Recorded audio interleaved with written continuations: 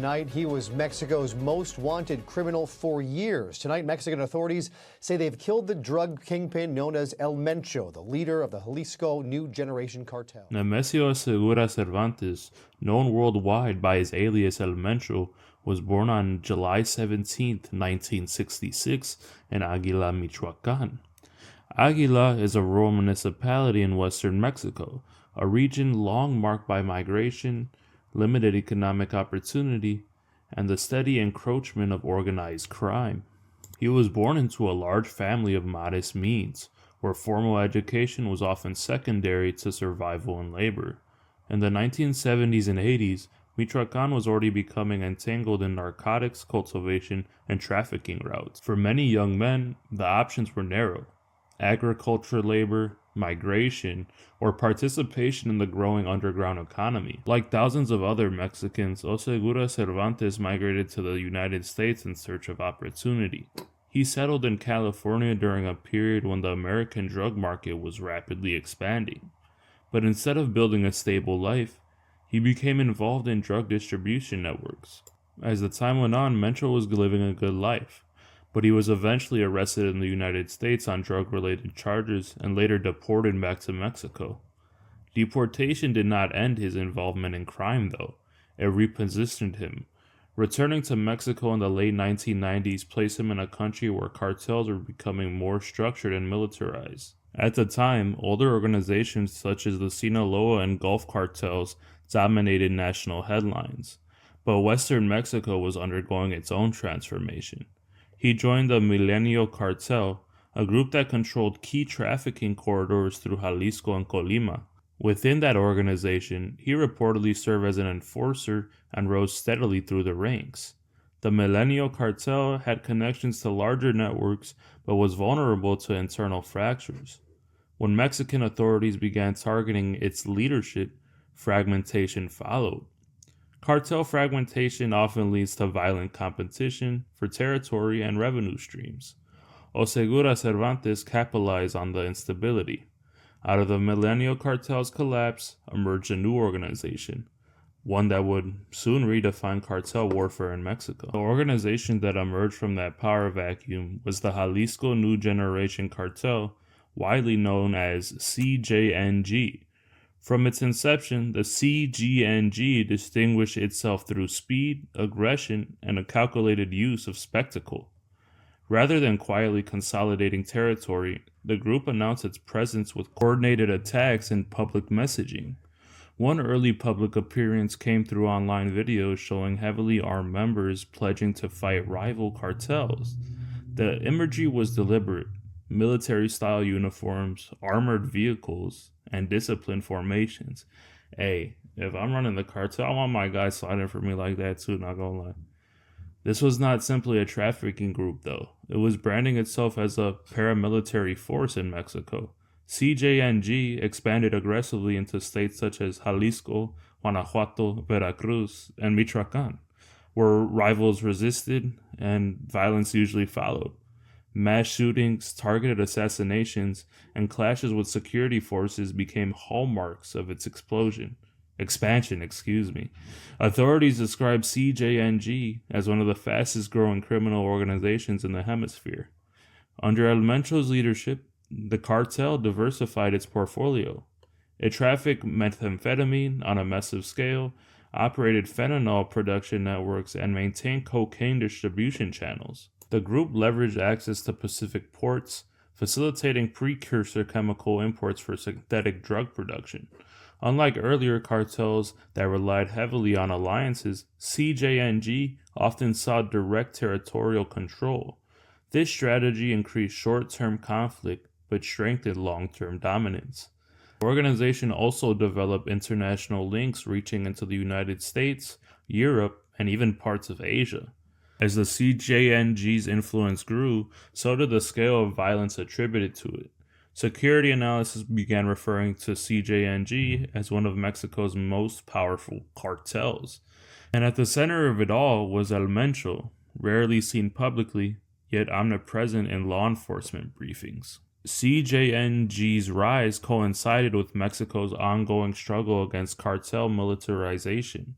The Mexican government had developed armed forces domestically in an attempt to weaken organized crime. Yet each major arrest often resulted in splintered groups and renewed bloodshed.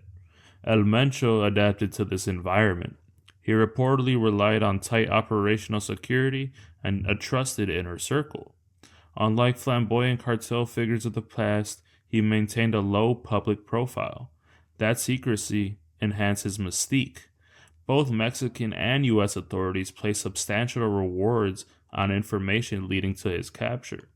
In the United States, federal prosecutors charged him with drug trafficking and weapons offenses. He became one of the most wanted fugitives across North America. Despite multiple operations aimed at capturing him, he evaded arrest for years. His ability to survive crackdowns contributed to his reputation for strategic discipline. Meanwhile, CJNG clashed with rivals and security forces alike. High-profile incidents, including attacks on police convoys, alleged downing of a military helicopter in 2015, intensified public attention. Communities caught between cartels and authorities faced displacement, extortion, and instability. In some regions, criminal groups filled government vacuums by enforcing their own rules. This blurred the line between insurgency and organized crime. By the early 2020s, CJNG was considered by many analysts to be among the most influential criminal enterprises in Mexico. Yet increased power brought increased scrutiny. Intelligence sharing between Mexico and international partners intensified. Financial investigations targeted cartel money flows. Arrest of high-ranking associates narrowed the protective ring around El Mencho. Years of pursuit culminated in February 2026. Mexican military forces launched a targeted operation in Tapala, Jalisco, a mountainous region believed to be within his sphere of movement. The objective was capture. Instead, the mission escalated into a confrontation. Gunfire broke out during the operation. According to official reports, El Mencho sustained fatal injuries. News of his death spread rapidly through national and international media. Almost immediately, violent reprisals were reported in multiple states of Mexico. Roadblocks appeared, vehicles were set ablaze, and clashes erupted. These reactions underscored the organization's capacity for rapid mobilization. For authorities, the death represented a major symbolic victory. For communities, it sparked uncertainty about what would follow. History shows that the removal of a cartel leader does not automatically dismantle the organization itself. Sometimes it fractures the group into smaller, competing factions. Other times, a successor consolidates power quickly. In the days following the operation, analysis debated whether CJNG would weaken or adapt, and I guess that's something we gotta wait to see. The manhunt that has lasted for years is over, but the structural conditions that enabled his rise remained. Mencho's life cannot be separated from the broader dynamics of the global drug trade. Demand for synthetic drugs in North America and beyond created vast profit incentives. Weak institutions and corruption in certain regions allowed criminal networks to entrench themselves. Migration patterns, economic disparity, and limited rural opportunity formed the backdrop of his early life. His rise illustrates how localized poverty can connect the international criminal markets. His leadership marked a shift toward highly militarized cartel structures. The CJNG became known for blending business efficiency with extreme force. Some viewed Mencho's death as a turning point in Mexico's security landscape, but others saw it as one chapter in a long and repeating conflict. Organized crime in Mexico has historically proven adaptive. New leaders often emerge from within established ranks. At the same time, sustained international pressure has reshaped trafficking methods and routes. El Mencho's story is ultimately about more than one individual. It reflects the intersection of state power, illicit markets, and social inequality.